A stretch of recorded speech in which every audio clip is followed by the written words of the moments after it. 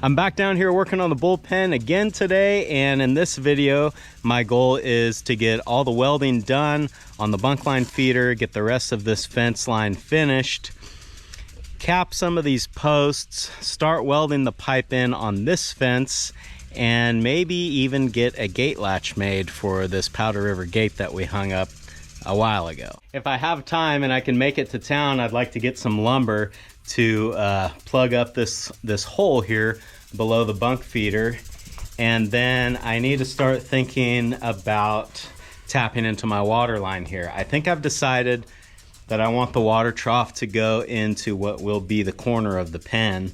I think that'll put it out of harm's way, at least for the most part. So I'll probably tap into the water line right here and bring it up inside the barn. So that's going to require some parts and some pieces, but we'll just have to see how far I can get with all this welding. That's what's going on today on Farmer Tyler Ranch.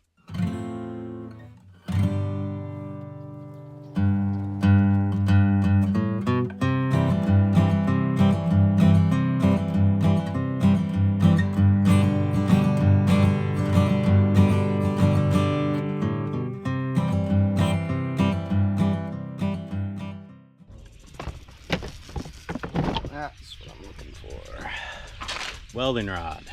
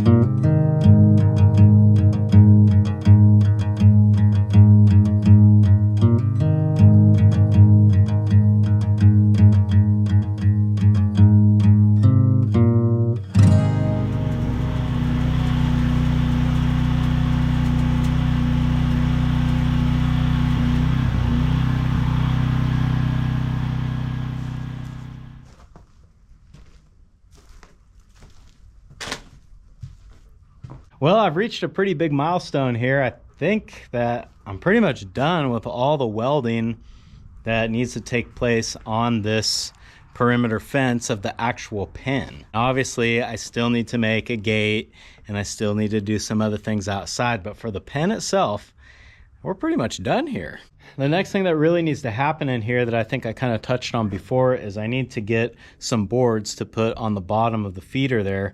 And the reason that I don't just put another pipe down there is because I don't want any animals that are eating here to be able to pull hay in through the bottom, and then they just end up standing on it and they won't eat it after that. So it's better if I can keep all the hay on the other side, and then I won't waste as much. And it is another blistering hot day out here, so I think that since it's still somewhat early, I think it's about 2 o'clock now, rather than, keep working out here in the heat, it's a great day to jump in the truck in the air conditioning and run to town and get some supplies. It's a new day. It's a little bit cooler now, but today is supposed to be another brutally hot day. I think the high today is like 112. So hopefully we kind of can get everything wrapped up before it gets that hot. But I've got my boards for the feeder. I got some metal to make a latch for the gate. I've got metal to cap the posts. And I think let's just do that and see what time it is. When I'm working on this pipe fence, a lot of times, you're measuring multiple pipes to go in the same gap. So what I'll do is on the post, I write down what the measurement needs to be. Now, usually after you measure and cut a couple of them, you just remember the number. But when you're doing so many different sections, sometimes it can get confusing. So it's nice to just write that on the post, and then you always have that reference. And this really worked out good for me today, because I know that when I measure the boards to go in the bottom, they're gonna be about a 1/2 inch smaller than what this number is. So I don't have to goof around with the tape measure. I can just go to cutting.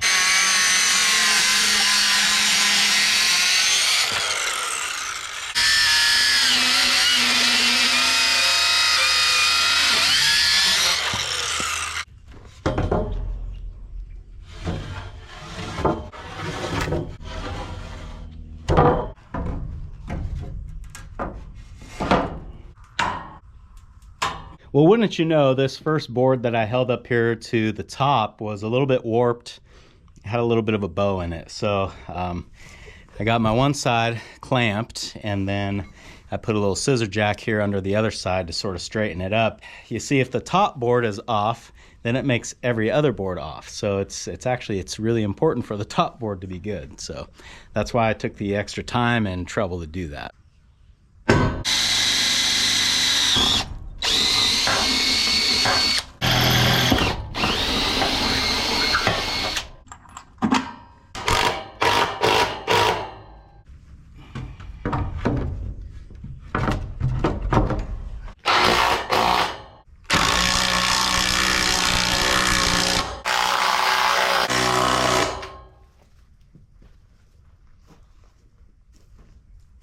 There's a few things about the bunk feeder that I wanted to touch on. The first being that you might, I don't know, everything looks weird on a GoPro, but you might be able to tell that this rafter in the roof of the barn doesn't follow level with the fence line. And the reason for that is simply that the roof of the barn is not level. I think that these posts on the back side here have sunk a little bit. The other thing that I wanted to talk about is the bolts that I use for the boards down here. I see a lot of people do this, but they use carriage bolts to attach wood to metal like this.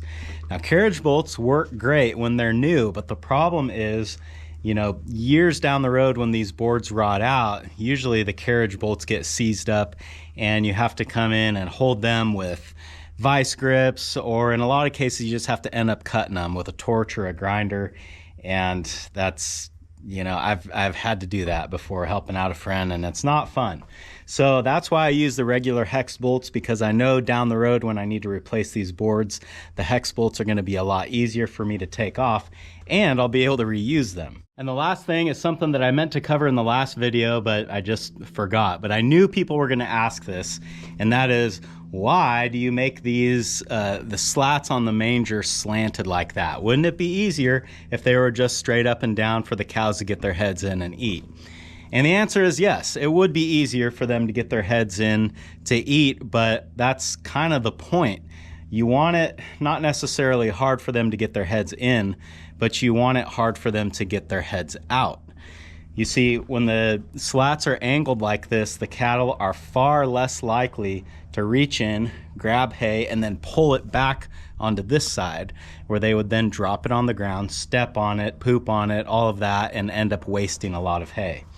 When you have angled slats like this, there's something in a cow's brain that if she has to sort of tilt her head to get it through there, that when her mouth is full, she will not then tilt her head to get it out. I don't know why that is or what causes that phenomenon, but it actually seems to be quite true. So that's why these are angled. It's a little trick that helps save a lot of hay.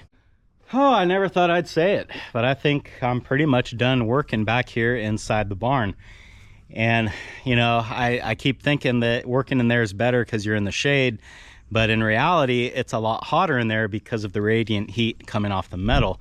And that brings up another thing that I've been getting asked about a lot, and that is about ventilation and keeping it cool in there, because, you know, when these black bulls are hanging out in that shed, isn't it going to be too hot for them? Well, I mean, yeah, it would be. But the thing of it is that during the hot months where I'm at, that's when breeding season is. So the bulls will virtually never be in here during June, July, August, September. They'll be out with the cows. So now we can move on to making a latch for this Powder River gate on this 4-inch metal post.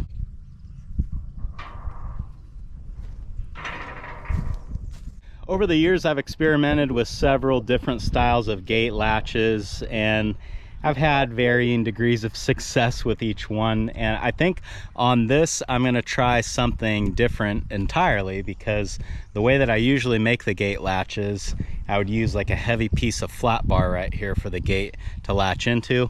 Well, I don't have a piece of flat bar right now that I can use for that, and it's not really worth a trip to town just to buy that. So I think what I'm going to do, this is actually probably the simplest way to latch a gate, is I'll weld some square tubing onto this post that those latches can, you know, latch into. The bad thing about this is if the gate sags or if something happens, you know, things move. Even with steel and concrete, you would think, boy, that's never going to move. Well, guess what? It does.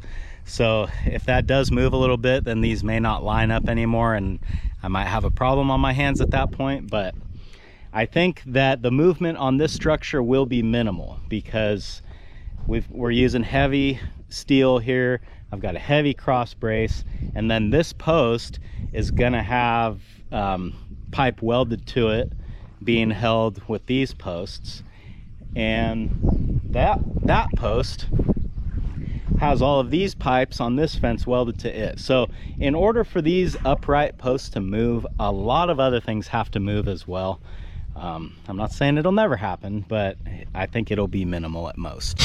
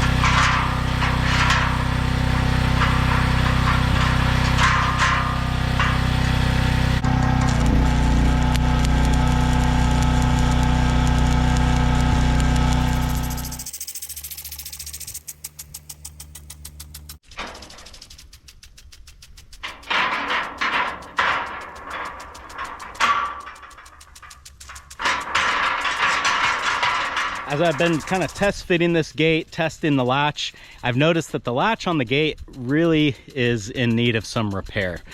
You could see this must have been Grandpa used an old carriage bolt here and kind of bent it around and made it work so that this latch would continue to function. But I think that there's so much slop in it, it doesn't really work that good. We're gonna fix this. So the first thing is getting this old carriage bolt off of here, and honestly, I think the easiest way to do this is to just cut it with the grinder.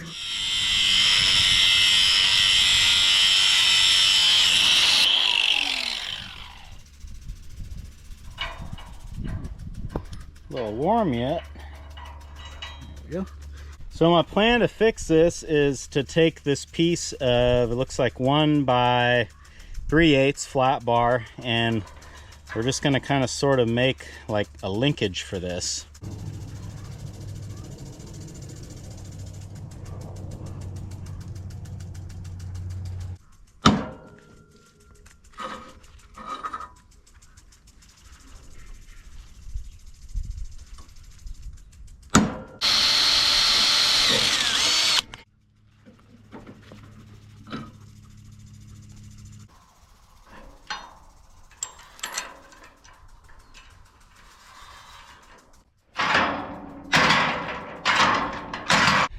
This latch is working good. Everything with that new linkage piece, it seems to have a lot more positive feel, which is kind of what I was going for. So time will tell if I like this setup or not. This is really easy to replace.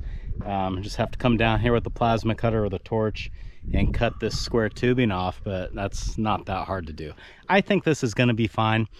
If for no other reason than I very rarely go through this gate, so Even if it's not perfect, I can probably deal with it for the 1 or 2 times that I drive through that gate in a year. So right now my Weather Channel app has Lincoln, California at 106 degrees. And I believe it. There's a couple more things that I want to try to get done today. First being, I want to cap these 2 posts over here.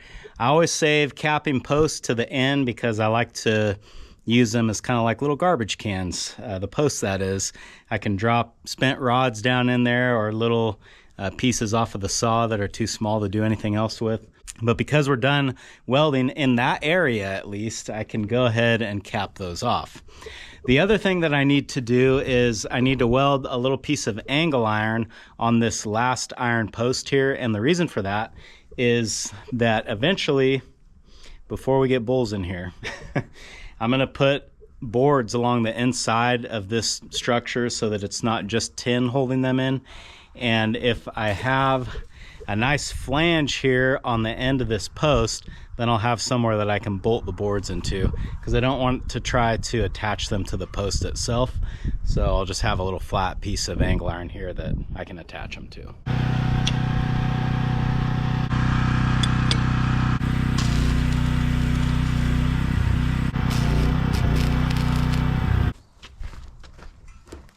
Where do we want this guy?